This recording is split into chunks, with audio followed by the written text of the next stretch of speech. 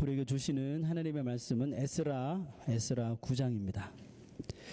에스라 9장 1절에서 15절 마지막 절까지입니다. 찾으셔서 믿음으로 한 소절 한 소절 함께 봉독하겠습니다.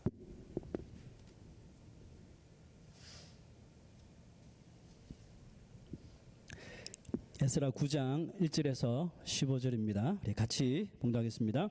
이 일 후에 방백들이 내게 나와 이르되 이스라엘 백성과 제사장들과 레위 사람들이 이 땅 백성들에게서 떠나지 아니하고 가나안 사람들과 헷 사람들과 브리스 사람들과 여부수 사람들과 암몬 사람들과 모압 사람들과 애굽 사람들과 아모리 사람들의 가증한 일을 행하여 그들의 딸을 맞이하여 아내와 며느리로 삼아 거룩한 자손이 그 지방 사람들과 서로 섞이게 하는데 방백들과 고관들이 이 죄에 더욱 으뜸이 되었다 하는지라.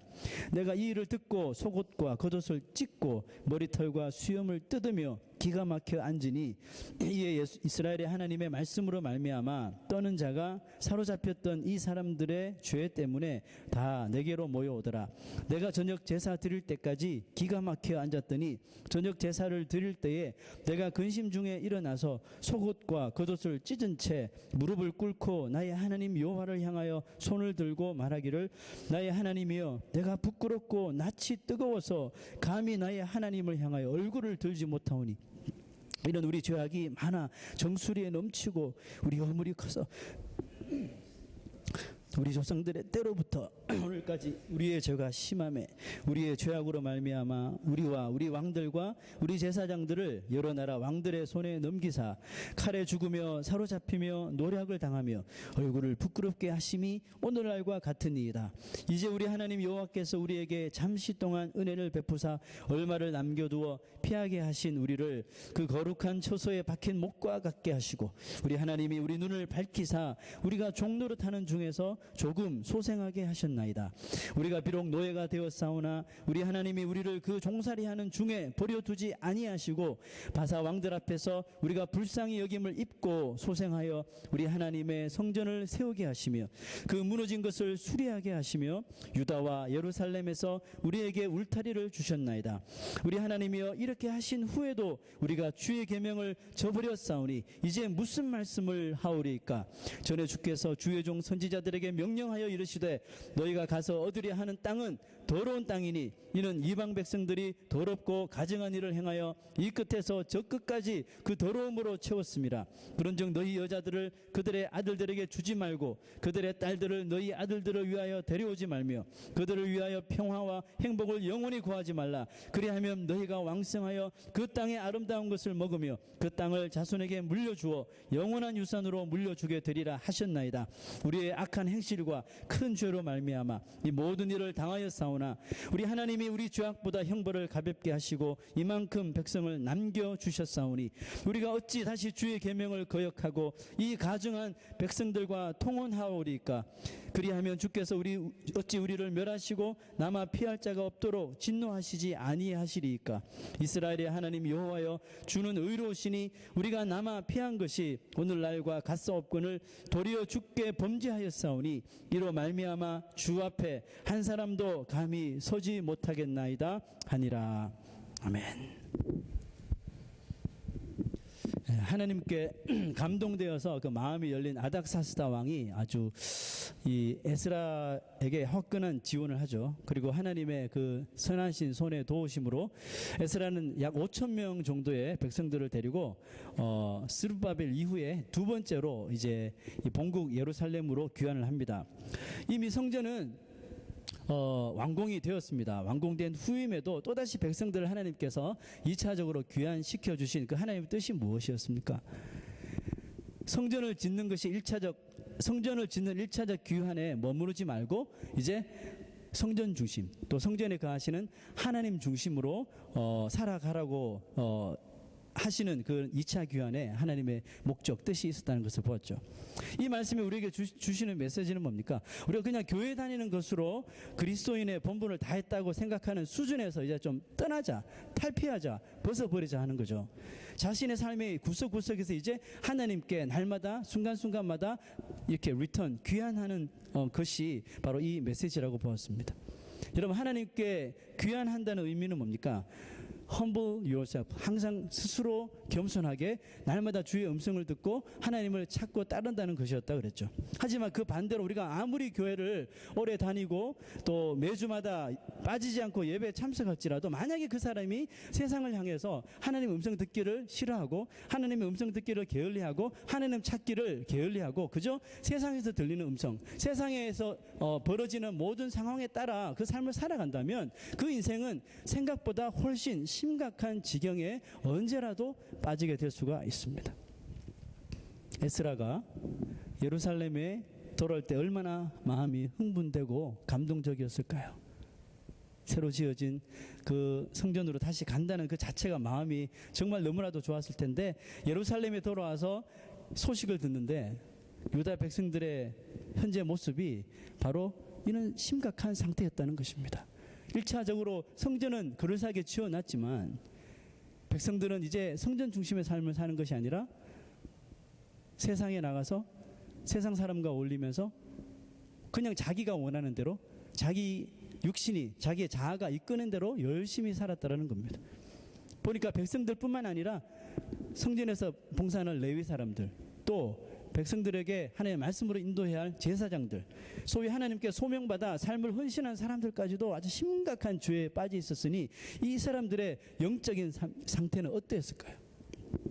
오늘 에스라의 반응을 볼 때에 거의 아마 이 사람들의 영적인 수준은 아마 제로 수준이었을 바닥 수준이었을 거라 이렇게 생각됩니다. 왜 에스라는 정말 읽기에도 그렇고 민망하고 보기에 너무 심할 정도까지 속옷을 찢고 겉옷을 찢고 그것도 못 알아서 머리털을 뽑고 수염을 뽑고 이스라엘 백성들이 정말 하나님 앞에 자기의 죄를 회개하고 또 불순종했을 적에 주로 이렇게 하나님의 백성들 선지자들이 하는 행동이 이거였죠. 옷을 찢고 보통이 옷을 찢는 거였죠, 그렇죠? 죄를 뿌리고 죽을 죄를 지었다는 거죠. 그런데 여기다가 머리털을 뽑고 수염까지 뽑는다는 것은 아주 심각한 지경이 하는 행동이었습니다. 그런데 이 에스라가 그렇게 그리던 이 성전으로 돌아왔는데 이 백성들을 보자마자 왜 이렇게 이런 행동하면서 통곡하였을까요? 그들이 저지른 죄가 너무나도 한심했어요. 우리가 오늘 본문 말씀 읽어서 아시겠지만 70년 전에 이 유다 백성들이 왜 바벨론으로 포로로 끌려갔었느냐, 그 죄를 지금 다시 이미 포로로 끌려갔던 백성들이 하나님의 은혜로 다시 다 리턴해서 성전까지 지었는데 지금 이 사람들이 하는 짓거리가 다시 그 과거의 행동으로 다시 되돌아가더라는 겁니다. 이들의 죄가 너무나도 한심했고 무엇보다도 하나님 앞에 이 죄가 너무나도 심각한 것이었기 때문에 옷을 찢고 머리털을 뽑고 얼마나 그 마음에 괴로움이 있었으면 이런 행동을 했을까요? 6절 말씀 볼까요? 나의 하나님이여, 내가 부끄럽고 낯이 뜨거워서 감히 나의 하나님을 향하여 얼굴을 들지 못하니 이는 우리의 죄악이 너무나도 많아 정수리에 넘치고 우리 허물이 커서 하늘에 미침이니이다. 저는 이 말씀을 봉독하는데도 가슴이 막 떨려요. 여러분, 이렇게 에스라를 정말 기막히게, 여러분 성경에서 기막히다는 말을 잘 우리가 볼 수 없는데 이 보세요. 기가 막혀서 백성들의 모습을 보고 기가 막혀서 에스라가 이렇게 고백합니다. 여러분, 이렇게 에스라를 기가 막히게 만든 그들의 범죄가 도대체 무엇이었습니까? 바로 이방인들과 결혼하고 그것뿐만 아니라 자기의 딸들을 주고 그들의 아들을 데려오고 그냥 섞여지는 거죠. 그들과 통혼하는 것이었어요. 그들과 가족이 되고 친척이 되어버리는 거예요. 이스라엘의 역사가 아주 어둡고 폐역한 역사가 된 때는 보면 항상 하나님의 백성들이 하나님을 떠나서 이방 사람들과 교제하고 결혼하고 교통하고 그들의 우상을 자기의 하나님으로 섬기고 할 때 이스라엘의 역사는 흑 역사, 폐역하는 역사로 전락해버렸어요. 그런데 이 사실을 이 유다 백성들이라면 누구나 잘 아는 바였고, 또 그것은 율법이 강력하게 금지하고 있었던 것이고, 선지자들, 예언자들이 일어나서 그렇게 선포를 했음에도 불구하고 이 사람들이 그것이 죄라는 것을 몰랐으리라고는 만무합니다. 그럼에도 불구하고 그들이 이 이방인들이랑 사돈을 맺고 족보를 섞게 된 것은 뭘까요? 바로 이 죄에 대한 무기력함 때문이었습니다. 이 죄에 대한 감각이 너무나도 무뎌졌기 때문에 그러세요. 생각해 보십시오. 그들이 성전 제2차로 성전 완공하고, 아마 처음부터 이들이 자 성전 완공했으니까 우리가 이방인들과 가서 결혼도 하고 저 사람들과 교류도 하고 섞이자 해서 했을까요? 그렇지 않습니다. 처음에 우리가 스룹바벨이 1차 성전 건축을 하기 위해서 왔을 적에 어땠습니까? 그 당시에 있었던 사마리아 사람들, 주위 이방인들이 우리가 도울게, 성전을 건축 같이 하자 했을 때에 스룹바벨과 대제사장 예수아가 어떻게 이야기했습니까? 어린 반푼어치도 없는 소리, 절대로 너희는 이 일에 상관해서는 안 된다. 하나님의 성전은 우리가 하는 것이라고. 그죠? 그랬던 사람들이었어요. 그런데 60년이 지나면서 스룹바벨이 죽고 예수아가 죽고 이들이 시들시들해지고 허물허물해지기 시작한 겁니다. 그들이 처음부터 아무 거리낌 없이 이방인들과 결혼하고 사돈을 맺고 했겠습니까? 아닐 것입니다.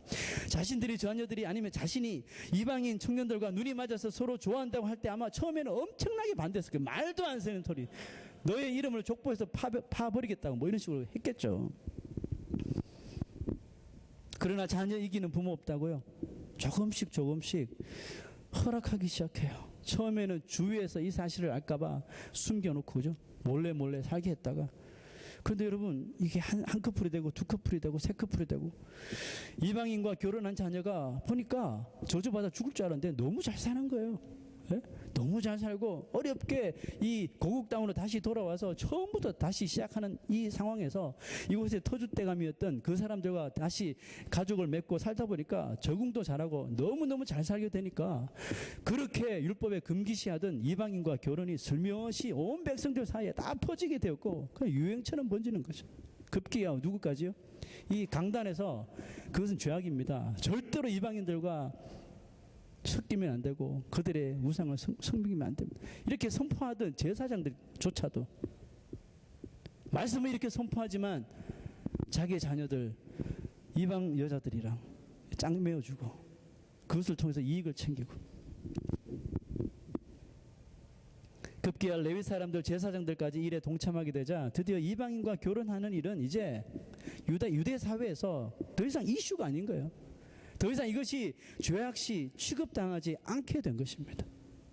아마도 에스라가 그렇게까지 이 엄청난 반응을 보이게 된 것도 그들이 이 율법에 금한 죄를 범한 사실 그것보다도 그들이 그것을 더 이상 죄악으로 여기지 않는 것에 대한 이 놀라움 때문에 기가 막혀서라는 표현을 썼다고 저는 생각합니다.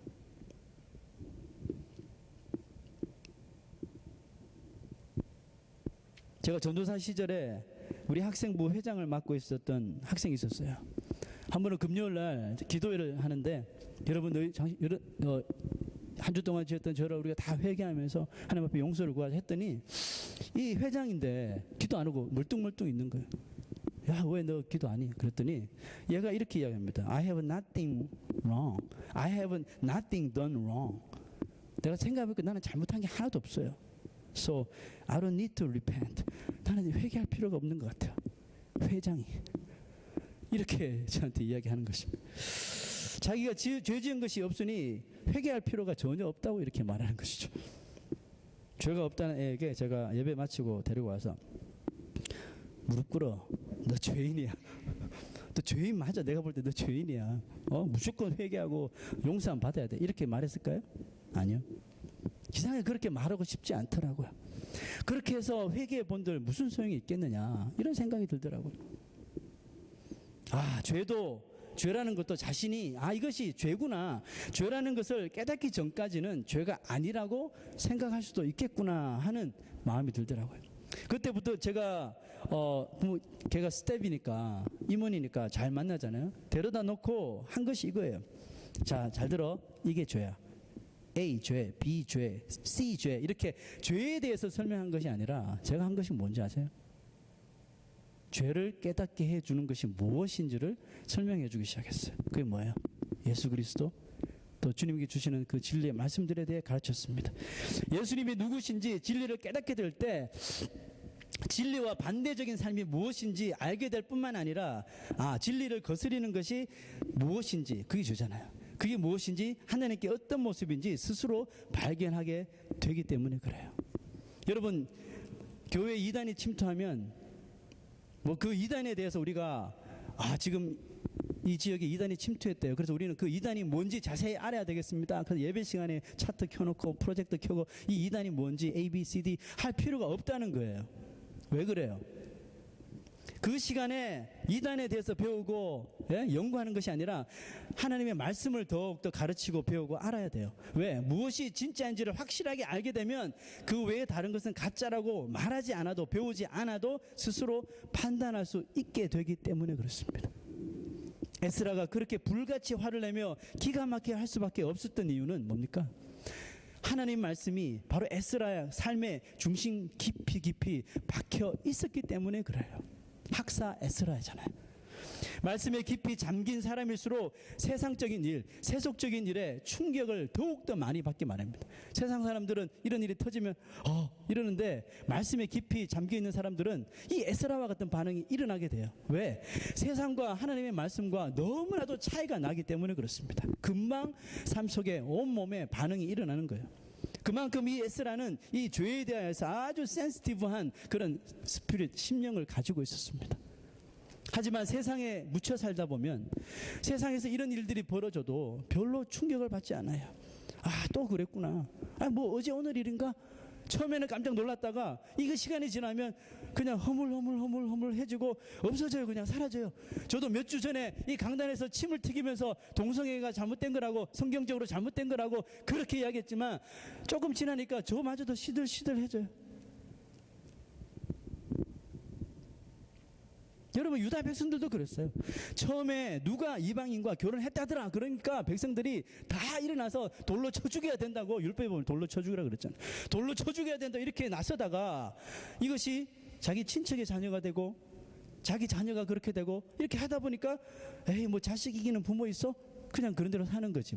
살아보니까 또 괜찮은 것 같아 하면서 또 여기서 잘 살려면 이방인과 결혼해야 되는 것 같아 하면서 이것이 그냥 문화가 되어버리고 그죠? 이 죄로 취급이 되지 않는 것입니다. 여러분 이와 같이 세상에 묻히게 되고 죄에 대하여 무감각하게 만드는 것이 이 주범이 무엇입니까? 누구입니까? 바로 마귀죠. 또 사탄입니다. 여러분 죄가 죄라는 것을 알 수 있는 것은 그만큼 영적으로 그나마 건강하다는 증거예요. 영적으로 건강하지 못할 때 우리는 죄가 죄인지조차도 알지 못해요. 여러분 건강하게 잘 지내던 사람이 갑자기 쓰러집니다. 놀라서 병원에 가보니 큰 중병에 걸렸대요. 평생을 아프지도 않고 건강하게 지냈는데 이게 무슨 소린가 합니다. 여러분 내 몸에 통증이 없다고 건강한 것이 아니에요. 눈에 아픈 곳이 보이지 않는다고 그 사람이 건강한 것이 아니라는 겁니다. 내가 보지 못하는 부분에 병이 시작되기 때문이고 고통 없이 조용히 병이 시작되면 솔직히 아무도 알 수 없는 거죠. 여러분 건강에 대하여 예민한 사람은 어떤 사람입니까? 조금만 몸이 이상해도 진단을 받는 사람이죠. 조금만 몸에 통증이 와도 빨리 병원을 찾는 사람입니다. 이것보다 더 예민한 사람은 누굴까요? 이것보다 더 예민한 사람은 몸이 이상하지 못하도록 늘 자기의 몸을 관리하는 사람이에요. 예를 들면 그 바이러스 중에 아주 나쁜 우리의 병을 만드는 나쁜 이 바이러스들이 우리 몸에 침투하지 못하도록 그 사전에 다 바이러스를 차단해 버린다는 거죠. 정말 대단한 사람이고 이 사람 정도 되면 건강을 얻을 자격이 있는 사람이에요. 누가 뭐라 그랬습니다. 나쁜 바이러스 다 막아버리는데 건강해야죠. 건강 안 하면 이상한 거죠. 하지만 사람의 능력으로 우리에게 들어오는 눈에 보이지 않는 이 모든 이 세균들의 침투를 막을 수 있다면 모르겠지만 이 세상에 그 일을 할 수 있는 사람은 아무도 없습니다. 아무도 없잖아요. 여러분 죄에 대하여도 우리가 이렇게 생각해 볼 수 있잖아요. 육신을 가진 우리 인생은 아무리 우리가 지키고 살피고 막아도 마치 이 죄가 이 바이러스처럼 세균처럼 눈에 보이지 않게 우리의 마음속에 우리의 생각 속에 쓱 하고 들어오면 우리가 막을 재간이 없는 것입니다. 누구든지 죄가 없다고 말하는 사람이 있다면, 나는 죄가 없어, 나는 죄를 진 적이 없어, 죄 이렇게 말하는 사람이 있다면, 그리고 정말로 그 사람이 죄를 전혀 짓지 않는 사람이라면 그 사람은 더 이상 육신을 가진 사람이 아니라 누구예요? 하나님의 레벨에, 하나님의 반열에 올라갈 자격이 있는 사람이에요. 이곳에 앉아있을 필요가 없어요. 그 사람은 하나님이에요. 그냥 하나님. 성경에 뭐라고 이야기합니까? All have sinned. 모든 사람이 죄를 범하였음에 그랬습니다. 이 세상에 죄 안 짓고 사는 사람이 없다는 거예요. 확실히 말씀하고 있잖아요. 이 세상에 육신을 가진 사람 중에 죄를 짓지 않는 사람은 이 세상에 단 한 명도 없습니다. 만약에 그런 사람이 있었다면 하나님께서 그렇게 힘들게 예수님을 이 세상에 보내실 필요가 없었어요. 왜 하나님이셨던 예수님이 이 세상에 인간의 몸으로 성육신 하셨습니까? 단 한 명의 사람, 즉 죄 없는 사람을, 태어나면서부터 죄 없는 사람을 찾을 수 없었기 때문에요. 있었으면 그 사람 사용하면 되죠. 없었어요. 아무리 찾아봐도 없습니다. 하나님이셨던 예수님께서 인간의 몸을 통했지만 성령으로 잉태하셔서 죄 없이 태어나셔서 십자가를 짓고 모든 인류의 죄를 대신하여 피 흘려서 죽으신 거예요. 죄에 대하여 감각이 없는 사람이 있지만 여러분, 오늘 이 에스라가 정말 그 모습을 보면서 기가 막히게 하듯이 죄에 대해서 너무나도 센시티브하고 예민한 사람이 되어야 할 줄로 믿습니다. 별 대수롭지 않게 생각하는 것이라도 마음에 빨간불이 켜져서 더 큰 죄로 번지는 것을 막을 수 있도록 해야 됩니다. 왜 그렇습니까? 죄는 분명히 가만히 있지 않습니다. 마치 끄지 않은 작은 불이 바람을 타고 점점점 더 큰 불을 만들어내는 것처럼 끄지 않는 죄의 불씨 또한 우리 인생을 가만 놔두는 것이 아니라 점점 더 큰 죄악으로 분명히 몰아가기 때문에 그렇습니다. 그러므로 우리에게 필요한 모습은 뭐예요? 교만하지 않고 겸손해야죠. 나 자신이 죄인임을 늘마다 인정하고 살아야 하는 것입니다. 그렇다고 해서 나는 죄인이에요 해서 저 구석에 처박혀서 그냥 이렇게 스스로 그냥 살아가는 그런 게 아니에요. 주님 보시기에 나는 여전히 죄인이라 나에게는 예수님이 필요합니다 라고 고백하라는 겁니다. 당뇨병으로 오랫동안 병을 앓아오시던 한 목사님이 있었습니다. 자신의 부주의로 인하여 자꾸 병이 악화되자 큰 결심을 하고 자신이 밥을 먹는 식탁 위에다가 큰 글자로 뭐라고 썼냐면 나는 당뇨병 환자다, 이렇게 큰 글씨로 자기가 먹는 밥상 위에 써놨대요. 자신이 당뇨병 환자라는 사실을 자꾸 이분이 잊어버리는 거예요. 조금만 몸이 좋아지면 잊어버려요. 그래서 목사님이니까 사람들 대할 때가 많고 친구들 대할 때가 많으니까 가서 음식을 함부로 막 먹어서 건강을 유지하기 참 힘들었기 때문에 그렇습니다. 상태가 분명히 좋지 않은데도 불구하고 밥 먹을 때 되면 자기 상태는 좋아졌다고, 양호하다고, 그래서 안 먹어야 되는데 당뇨병이 안 좋은 음식을 막 먹게 되고요. 그래서 스스로 그렇게 착각하셔서 음식 조절에 실패하여서 자꾸 병원 신세를 지었기 때문에 아예 그냥 이 목사님은 각오하고 자기가 먹는 밥상에다 나는 당뇨병 환자다라고 크게 써붙여놨대요. 여러분, 그러므로 그 목사님이 자신의 식탁 위에 이런 글을 써놓은 것이 보면 어찌 보면 참 우스꽝스럽고 어린아이 같은 일이고, 그거 써붙여 놓는다고 그 사람이 음식 조절하겠나 하지만 놀랍게도 그 목사님이 음식 조절을 못할 때마다 그 글을 보고 어찌 나는 당뇨병 환자지 하고 먹고 싶은 음식 제쳐두고 먹어야 할 음식만 먹으며 건강을 계속 유지했다는 그런 간증이 있습니다.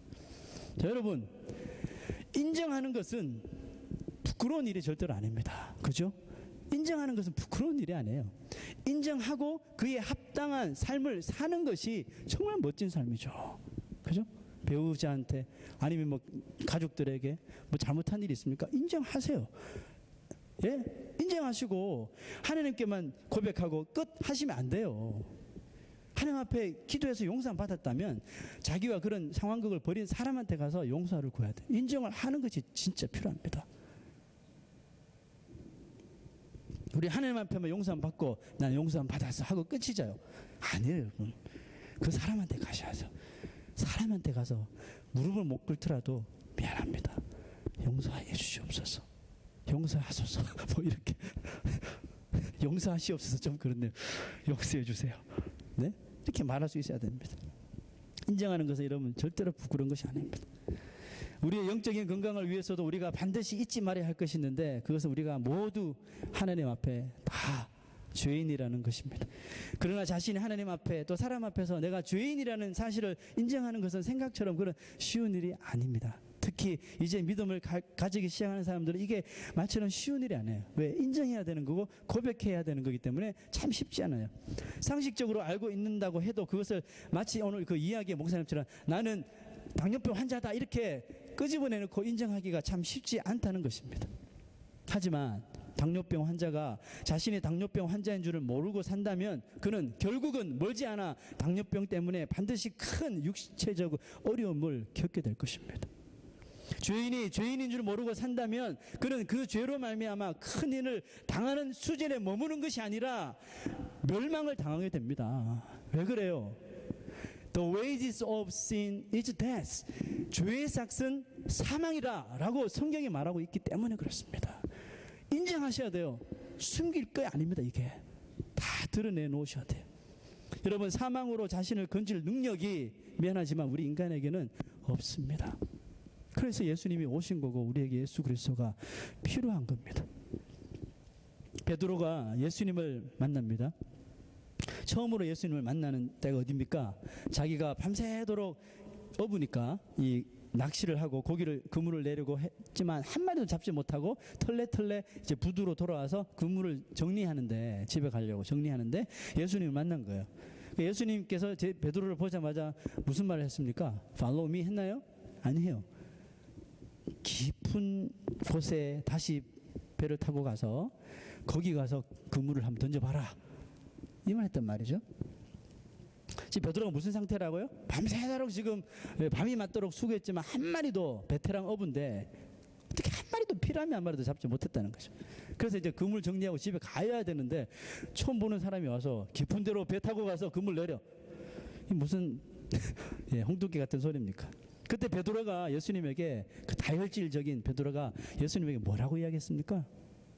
처음에는 그렇게 이야기했어. 내가 밤이 맞도록 수고했지만 한 마리도 잡지 못해서 하다가 예수님 얼굴 딱 보니까 말씀에 의지하여 내가 그물을 내리리이다 했단 말이죠. 예수님 말씀에 의지하여서 배 타고 깊은 데 가서 다시 그물을 내렸습니다. 밤새도록 던졌지만 안 나왔던 그곳에 또 가서 그물을 내렸단 말이에요. 베드로가 무슨 마음으로 그물을 던졌을까? 여러분들이 베드로 같으면 무슨 마음으로 여러분 그물을 내렸을 것 같아요? 처음 보는 사람이 피곤한 데 와서 깊은 데로 가서 그물 내려보세요 할 때 여러분 같으면 무슨 마음으로 가서 이 말씀을 의지하여 내가 그물을 내리리다 했을까요? 순종하는 마음으로, 막 경건한 마음으로, 거룩한 마음으로 주여 하고 내렸을까요? 제 같았으면 안 그랬을 것 같아요. 보니까 무섭게 생겼어요. 일단 던지긴 던지는데 분명히 한 마리도 안 잡힐 거야. 내가 해봤거든. 분명히 한 마리도 안 잡힐 거야. 자, 그 다음에 두고 봐. 아마 이런 마음 작정하고 갔을지 몰라요. 그래서 웬일입니까?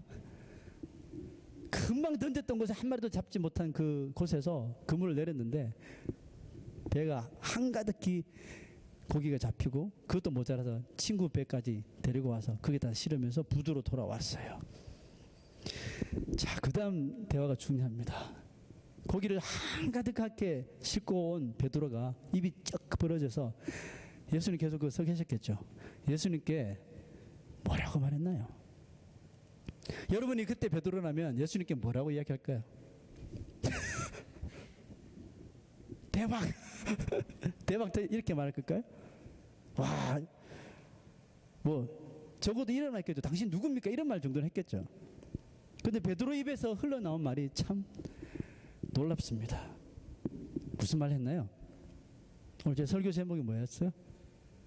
주여 나를 떠나소서, 나는 죄인이로소이다.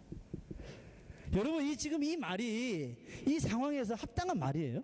한번 생각해 보세요. 지금 예수님 고기 잡게 해주셔서 감사합니다. 어떻게 그런 능력이 있습니까? 대단하십니다. 뭐 기술 이렇게 해야 되는 거 아니에요? 보통 사람 같으면. 아니면 신문사에 전화하고 뉴스에 나오게 해야 되는 거 아니에요? 근데 주여 나를 떠나소서, 나는 죄인으로소이다, 이렇게 말하는 것은 여러분 무슨 뜻입니까? 왜 갑자기 베드로의 입에서 전혀 예상하지 못한 이 구절이 입술에서 터져나? 이거는 그냥 자기가 생각한 게 아니라 마음에서 그냥 쑥 하고 터져 나온 거야. 주여 나를 떠나소서 나는 죄인으로소이다. 왜 이 말이 갑자기 그 야심한 밤에 그런 일을 당하고 터져 나왔을까요? 저는 그렇게 봅니다. 베드로가 예수님을 제대로 만났기 때문에. 죄인인 인생들이 예수님을 만나지 못하면 절대로 자신이 죄인임을 스스로 인정하지도 고백하지도 않습니다. 예수님을 정통으로 만났는데도 멀쩡한 사람 저는 지금까지 본 적이 없어요. 우리가 예수님을 정말 내 마음에 구주로, 이 베드로처럼 예수님을 만났을 때 첫 번째로 우리 마음속에 막 떠오르던 게 뭐든가요? 내가 지었던 죄들 아닌가요? 내가 예수님을 만났을 적에 처음으로 나오는, 입에서 나오는 게 주여 나 죄인입니다. 이거 아니고 신기하게도 이거예요. 내가 이런 죄를 지었습니다. 이런 죄를, 죄인입니다. 회개하는 거예요. 멀쩡하게 사는 사람을 본 적이 없어요. 미안하지만 여러분 가운데 아직까지 자신이 죄인인 것을 인정하지 못하는 사람이 있다면 아직 예수님을 제대로 만나지 못한 거예요. 예수님을 만나지 못하면 자신의 이 죄 문제를 해결할 길은 이 세상 어디에도 없습니다. 만약 자신이 죄인인 것을 인정하는데도 똑같은 죄를 계속해서 짓는 사람이 있다면 자신에게 필요한 것은 이 죄 짓는 것에 대하여 아까 그 목사님처럼 스스로 경각심을 줄 수 있어야 돼요. 나는 죄인으로소이다. 자기 집, 자기가 항상 늘 있는 곳에 써놓았어요. 그냥 나는 죄인으로소이다. 보고 좀 경각심을 가지게. 여러분은 죄에 대하여 얼마나 민감한 사람입니까? 짓던 죄 또 짓고 짓던 죄 또 짓고, 이 이스라엘 백성들처럼 계속해서 죄에 너무나도 둔감한 사람이 아닙니까? 죄에 대하여 예민한 사람이 되려면 우리는 예수님을 제대로 믿어야 됩니다. 그분의 말씀을 확실히 알고 믿어야 됩니다. 베드로가 말씀에 의지했을 때, 말씀에 의지하여 그물을 내리리다, 이 포인트는 너무나도 중요한 포인트예요. 베드로가 그 말씀에, 주의 말씀에 의지하면서 그물을 내렸을 때 자신이 하나님 앞에서 얼마나 형편없는 죄인인지를 스스로 깨닫게 되더라는 겁니다. 그 누가 말하지도 않았는데 나는 죄인으로소이다 라고 터져 나오더라는 겁니다. 바울이 얼마나, 사도 바울이 죄에 대하여 또 민감한 사람이었습니까? 그 또한 그렇게 된 비결을 이렇게 말합니다. 내 마음으로는 하나님의 법을 늘 묵상한, 내 마음으로는 늘 하나님의 법을, 하나님의 말씀을 묵상한, 늘 묵상한 자였기 때문에 그렇게 죄에 민감한 거예요. 마음에 하나님의 말씀을 품지 않는 사람은 결국 죄에 대하여 민감할 수가 없습니다. 히브리서 12장 4절 5절에 너무나도 중요한 말씀이 있습니다. 우리 다 같이 한번 읽어보겠습니다. 시작. 너희가 죄와 싸우되 아직 피 흘리기까지는 대항치 아니하고 또 아들들에게 권하는 것 같이 너희에게 권면하신 말씀도 잊었도다. 우리가 죄에 대하여 감각이 무뎌지는 것은 뭡니까? 죄와 싸우지 않기 때문에요. 죄와 싸우는 척 했었지 뭡니까? 피 흘리기까지는 대항치 아니했다. 이 말씀 뭡니까? 목숨을 걸고 이 죄악과 싸우지 않았다는 거죠. 한번 그냥 부딪혀 보다가 못하겠네 하고 그냥 스스로 그만두든지 죄와 타협해버리든지 그 죄와 손잡아 버리든지 이 유다 백성들처럼 그렇게 해더라는 겁니다. 또 아들들에게 권하는 것 같이 너희에게 권면하신 말씀도 다 잊어버렸더라. 죄 짓는 사람의 특징이 이거예요. 하나님의 말씀 깡그리 다 잊어버려. 아니면 말씀이 아예 없든지 잊어버리든지. 죄와 싸운다고 하지만 끝까지 싸우지 않습니다. 끝까지 대항하지 못한단 말이에요. 여러분, 하나님의 말씀이 하지 말라고 한 것이라면 이제 우리가 해야 될 건 뭐예요? 피 흘리기까지 생명 걸고 그 죄와 싸워야 하는 거예요. 여러분, 이게 영적인 전쟁입니다. 싸워야 되는 거예요. 안 되면 싸워도 또 죄악 짓고 싸워도 안 되면 뭡니까? 울어야 돼. 울어. 에스라가 오늘 통분하잖아요. 울었잖아요. 에스라처럼 통 안에 눈물을 흘리면서 우리가 부르짖어야 돼요. 혼자 해서 안 되면 뭐 해야 됩니까? 모여야 돼요. 4절 봅시다. 9장 4절 말씀에 이에 이스라엘의 하나님의 말씀으로 말미암아 떠는 자가 모든 사람들이 다 죄악 가운데 있는 줄 알았는데 아니에요.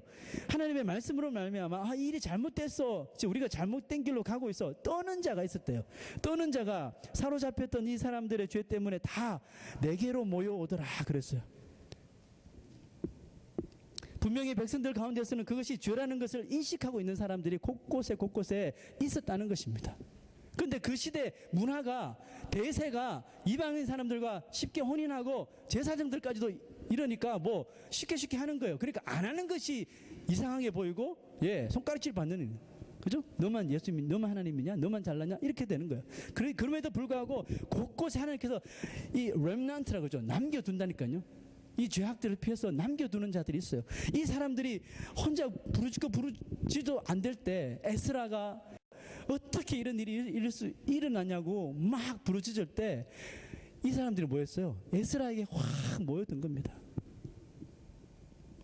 에스라에게 모여서 다 함께 이 난국을 벗어나기 위해서, 이 죄와 싸우기 위해서 모여든 거예요.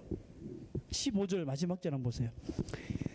에스라가 이렇게 이야기합니다. 이스라엘의 하나님 여호와여, 주는 의로우시니 우리가 남아 피한 것이 오늘날과 같을 수 없거늘 도리어 주께 범죄하였사오니 이로 말미암아 주 앞에 한 사람도 감히 서지 못하겠나이다.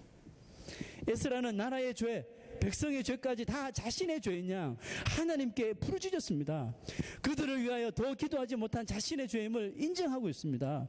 여러분, 예수님께서 뭐라고 말씀하셨어요? 너희는 다른 사람의 눈에 티를 보기 전에 너희 눈에 있는 들보를 먼저 보라 그랬죠. 또 대낮에 가늠한 여인을 데리고 와서 돌로 치려고 하는 자에게 죄 없는 자가 있다면 먼저 돌로 쳐라, 이런 말씀을 하셨어요. 그건 뭐예요? 먼저 남 탓하기 전에 자신의 죄를 인정하라는 거죠. 겸손하게 자기 자신의 죄를 인정하며 기도하라는 겁니다. 이 세상에는 큰 교회, 작은 교회, 중간 교회 많지만 우리 교회 기준으로 여러분, 작은 교회는 분명히 큰 교회가 가지지 못한 장점이 있다고 생각해요. 저는 그 장점을 우리가 더 좀 이렇게 연구하고 발견해내서 우리 교회가 더 정말 하나님의 쓰임받는 그런 교회가 되기를 원하는데요. 작은 교회, 여러분, 장점이 뭘까요? 여러분들은 작은 교회 오래 다녔잖아요. 장점이 뭐라고 생각하십니까? 없나요? 없구나. 우리는 단점만 있는 교회고요. 작은 교회 장점은 저는 그거라고 생각합니다. 한번 뭐 이야기 떨어지면 모이기가 쉬워요. 몇 가지가 안 되니까 카톡으로 해도 대형 교회 카톡 못 날립니다. 다 못 모여요. 작은 교회는 우리가 마음만 먹으면 모입시다 하면 쫙 모이는 거예요. 이게 작은 교회 저는 장점이라고 생각해요. 그런데 우리는 작은데 참 모이기가 어려워요. 뭐 모임도 많이 없지만 그나마 있는 모임에 모이자고 하는데도 안 모입니다. 잘. 여러 가지 사정이 있겠죠. 제가 오늘 그 모임에 안 나오는 사람들 제가 일부 질책하는 자리 절대로 안 합니다. 하나님의 이름을 맹세하고 질책하는 거 아니에요. 여러분, 우리는 모일 수 있어요. 성경이 이야기하잖아요. 모이기를 패하는 어떤 무리들과 같이 하지 말고 너희는 모이기에 더욱 힘쓰라. 그리스도인들이 모이면 뭐합니까? 그리스도인들이 모이면 예배하고 기도하고 죄와 싸우기 위해서 모이는 거예요. 하나님의 전신갑주를 취하고 죄악된 이 세상과 더불어 싸우기 위해서 모이잖아요. 여러분, 우리가 어떤 능력이 있어서 백악관 가서 싸우겠습니까? 아니면 IS들과 싸우겠습니까? 아니잖아요. 우리가 지금 말하는 것은 영적인 전쟁, 보이지 않는 영적인 전쟁, 보이지 않게 우리 심령 속에 침투하는 바이러스 같은 죄들과 싸우기 위해서 모이는 거야. 혼자 안 되니까, 혼자 하면 섞이니까, 혼자 하면 탈진하니까 모이자는 거예요. 모여서 합심해서 하나 되어서 예수 이름으로 부르짖고 전쟁을 선포하고 싸우자는 거예요. 작은 교회 장점 여기 있다니까요. 그래, 다 모여야죠. 모여야 합니다. 여러분, 우리 교회 집회가 몇 번이나 있습니까? 주일날 한 번 있죠? 월, 화, 수, 목 없어요. 알아서 하시고 금요일날 모여요. 금요일은 더 기도하기 위해서 모이는 자리입니다. 지금 제가 여러분 금요일날 지금 교회가 5년이나 됐는데 물론 성도가 많지는 않지만 금요일날 모이는 숫자가 손가락 안에 꼽을 정도라서 제가 한탄하는 거 아닙니다. 그건 제가 얼마나 우스꽝스러운 겁니까? 그 뭐 여러분들한테 한탄합니까? 안 넣으면 그만하지. 그런데 하나님의 말씀은 그게 아니더라고요. 에스라가 통분하면서 모이니까 홀로 그렇게 고군분투하며 싸우던 자들이 우르르 모이더라니까요. 모여서 같이 싸우게 되는 겁니다. 여러분, 우리가 다 모여서 함께 죄에 대하여서 기도로 싸울 때 우리는 절대로 실패하지 않습니다. 그죠? 죄에 무감각해진 나라와 백성들, 그리고 교회와 가정, 그리고 세상과 섞이려는 나 자신을 위해 에스라처럼 그 모인 백성들처럼 우리가 부르짖어야 할 때일 줄로 믿습니다. 여러분, 이 시대를 한번 보세요. 이 시대를 한번 가만히 한번 그냥 육안의 눈으로 보세요. 다 보여요. 지금 세상이 어떤 수준에 와 있는지 우리가 다 보이잖아요. 어떻게 이런 일이 과거 몇십 년 전에 어떤 이런 일이 일어날 수 다 일어나잖아요. 벌어지잖아요. 향후 10년 후에는요. 지금 우리가 상상 다 어떻게 이런 일이 10년 후에 또 벌어지는 겁니다. 그럼 여러분, 우리는 10년 전에 기도하면서 그걸 막아야 되는 거 아닌가요? 우리가 힘이 있습니까? 육신의 힘은 없지만 기도로서 무장하고 영적으로 싸울 수 있잖아요. 전쟁은 하나님 앞에 속해 있는 거잖아요. 그죠? 사람들은 인생의 실패와 사망의 원인을 아주 복잡하게 여러 곳에서 찾으려고 하지만 하나님 말씀은 아주 단호하게 한마디로 정리합니다. 인생의 실패와 사망의 원인은 그냥 죄입니다. 죄 때문에 모든 문제가 발생하는 거예요.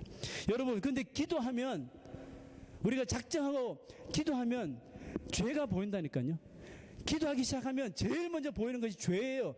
기도하기 시작하면 내가 지금 하나님 앞에 무엇을 잘못하는지 그것을 하나님께서 보여주셔요. 왜? 회개하기 위해서, 용서함 받기 위해서, 죄의 잘못을 잘라버리기 위해서 하나님께서 제일 먼저 기도하려고 무릎 꿇는 자에게 보여주는 것이 죄예요. 네가 지금 이런 죄를 짓고 있다. 네가 지금 이런 죄를 범하고 있다. 정신 차리라고 죄부터 보여주는 거예요. 이게 바른 기도입니다. 그리고 여러분, 기도할 때 뭐부터 기도해요? 주님, 나의 죄를 용서해. 이거부터 나오잖아요. 기도하면 하나님은 우리의 죄를 보여주셔요. 예수님께서 베드로에게 보여주시잖아요. 나는 죄인이로서이다. 가르쳐주지 않았는데 예수님 만나자마자 이게 보여지더라는 겁니다. 기도하면 그 죄의 문제를 해결할 길도 보여주실 줄로 믿습니다.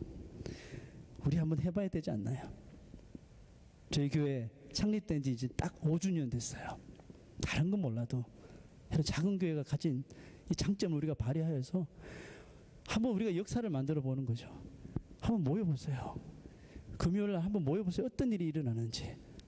작심하고 모이게 하면 힘써보세요. 조금만 더 기도하면 문제의 해결이 보이는데, 여러분, 기도를 포기하지 마십시오. 죄와 싸우는 것을 내려놓지 마세요. 피 흘리기까지 저항하라 그랬잖아요. 해보십시오. 결국은 그 문제를 하나님께서 해결하여 주실 줄로 믿습니다. 여러분에게 믿음이 부족합니까? 나는 아직 기도하지 못해. 다 핑계입니다. 예수님 앞에 핑계거리 없어요. 베드로 보세요. 핑계 됐나요? 말씀에 의지하여. 예수님보다 베드로가 더 베테랑이에요. 전문가란 말이에요. 고기 잡는데. 근데 말씀에 의지했잖아요. 말씀에 의지하여 내가 그물을 내리리다 했더니 고기가 잡히더라는 것입니다. 할렐루야. 무슨 핑계거리가 있습니까? 기도하러 모여라 하면 모여야 되는 거죠. 한번 순종해 보십시다. 순종하는 자에게 하나님께서 어떤 은혜를 베푸시고 어떤 축복을 허락하여 주시는지 우리의 눈으로 경험해 보시기를 원합니다. 주님께서 말씀하십니다. Come, come. 오라, 내게로 오라. 내가 너희를 쉬게 하리라. 오라, 세상에 짐진 자들아, 문제 있는 자들아, 죄 있는 자들아, 다 내게로 오라. 주님, 저는 죄가 너무 많아서 갈 수 없어요. 핑계입니다, 여러분. 죄가 많을수록 더 예수님 앞에 나오셔야죠. 이번 한 주 여러분, 월요일부터 목요일까지, 금요일까지 열심히 사십시오. 그리고 금요일 날 한번 작정하고 나오십시오. 어떤 시험 다 물리치고 어떤 유혹 다 내팽개치고 달력에다 그냥 금요일 교회 가는 날 나는 죄인이로소이다 적어놓고 한번 해보세요. 거리가 뭡니까? 핑계입니다. 한번 해보세요. 왜 못합니까? 저는 가까이서 모이는 것보다 멀리서 오시는 분에게 하나님께서 더 큰 축복하신다고 저는 확신합니다. 왜 그런 축복 받을 기회를 놓쳐요? 왜 놓칩니까? 해보시고 경험하시고 은혜 받으시고 간증하십시오. 혼자 있으면 분명히 약해집니다. 그냥 혼자 집에서 하지 절대로 안 합니다. 혼자 있으면 결국 섞이게 됩니다. 혼자 있으면 붙잡혀 갑니다. 예수님께 나와야지 죄가 보입니다. 말씀을 듣고 말씀을 알아야지 그 죄를 깨달을 수가 있습니다. 여러분 고백하십시오. 나는 죄인이로소이다. 이 죄를 해결할 수 있는 분은 예수 그리스도밖에 없습니다.